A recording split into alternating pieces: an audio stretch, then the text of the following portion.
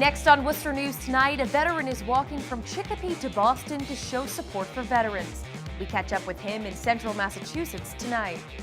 Plus, a slow start to the flu season in central Mass, why doctors are warning patients to get the vaccine.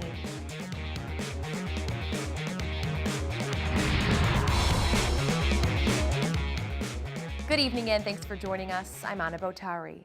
A 90-mile journey continues in central Massachusetts tonight. One veteran completes the walk each year from Chicopee to Boston to help raise awareness for veterans. Friday, Staff Sergeant James Chartier started his third annual walk, making his first stop in Warren. Chartier says he walks to raise funds for veterans suffering from PTSD and homelessness. This year, he had a few supporters join him in the first leg of his journey and says it's grown each year. So far, year 3, the impact has been phenomenal. There's more public awareness, more public support. So we're just having a great time with it.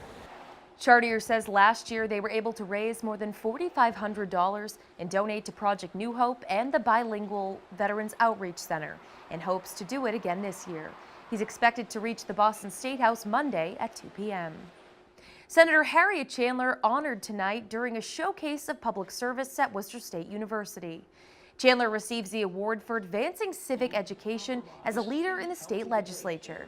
The award is a partnership between Worcester State University and the Edward M. Kennedy Institute. The partnership was founded last year to promote civic education. Worcester State students also showed those in attendance presentations on their civic outreach efforts to students in the community. The Worcester Public School Committee is looking into whether school lunch and recess times are currently sufficient. The issue was raised during Thursday night's committee meeting after parents voiced concerns about the length of lunch periods. Our Gretchen LaRosa has the story. The Worcester Public School Committee is looking into whether school lunch and recess times are long enough.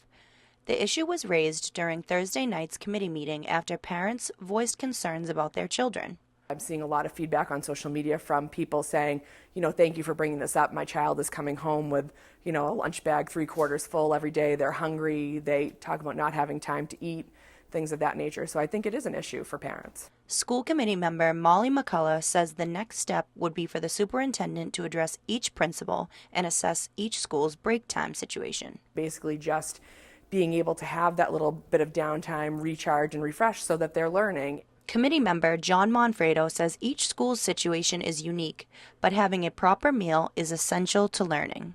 Having a good nutritious lunch for the children certainly is part of the Worcester Public Schools mantra. So I think every school principal and their staff have to look at it differently and say what is going to be in the best interest of our school and what could we do to accommodate our students. Some students say even 5 to 10 minutes added to lunchtime would make a big difference. I think ideally they would like to give it to the students. It's just a matter of making sure that they can work the entire schedule around it. But again, I think if we can just take a look at it and see what can be done in each situation, there should be able to be a resolution. School committee members we spoke to say it may take the superintendent a few weeks to report back with a review of the issue and a possible solution. In Worcester, Gretchen LaRosa, Worcester News Tonight.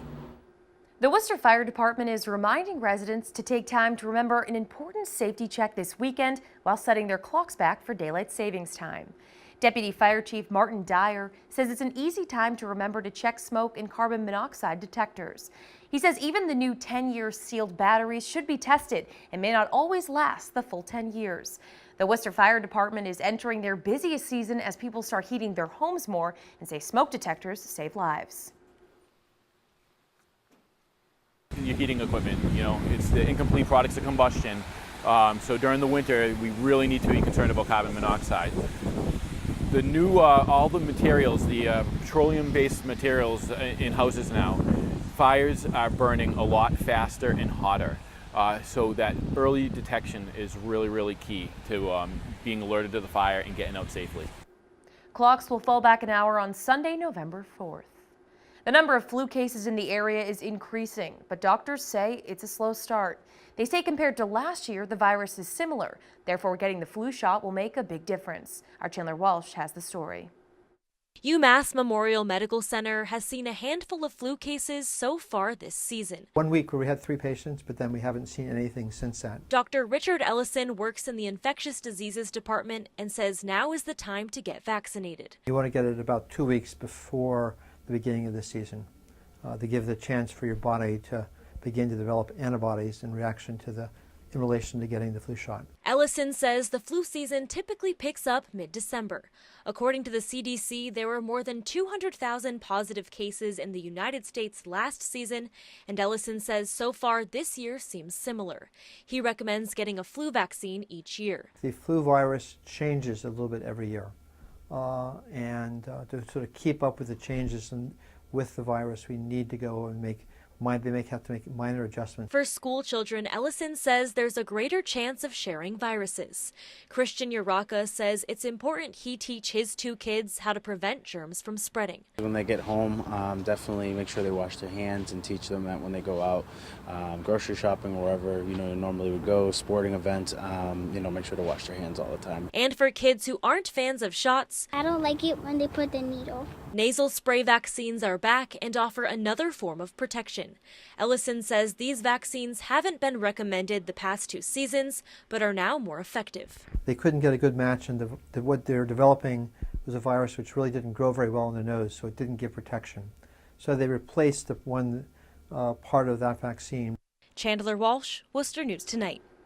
Friday marks the last day of early voting in this state. Residents had the opportunity to mark their ballots 15 days ahead of Election Day. The City of Worcester says this year was a success, with thousands heading to the polls early. The Assistant City Clerk says it's meant to be more convenient and increase voter numbers. If you haven't voted yet, Election Day is this Tuesday, November 6th. A close call in Sturbridge after a family finds a metal object in their children's Halloween candy. Police say parents should be vigilant, but are also saying there's no threat to the public in this case. Our Rosalind Flaherty has the details. This is the piece of metal police say a 5-year-old boy found when he bit into a Now and Later candy he got while trick-or-treating. Kind of a rectangular shape, a little bit larger than the candy itself. Sturbridge police say the metal is from the child's dental work. They say a Facebook user identified the object and the child's mom confirmed he was missing the piece. She reported to us that before she handed him the candy, she looked at the piece of candy and it did not appear to be tampered with in any way, and it was all intact. Other places in Massachusetts have reported tainted candy from Halloween. In Marshfield, a needle was found in a Twizzler. Sturbridge police took the findings seriously before knowing it was from dental work. They are still urging parents to inspect candy before giving it to their children. Go through any candy that they haven't already gone through and make sure that none of the candy looks like it's been tampered with. Rosalind Flaherty, Worcester News Tonight. Now to the race for governor here in Massachusetts. With 4 days to go until Election Day, Charlie Baker and Gonzalez meeting one final time in their last debate. The two sparring over a number of issues, including investments in the T.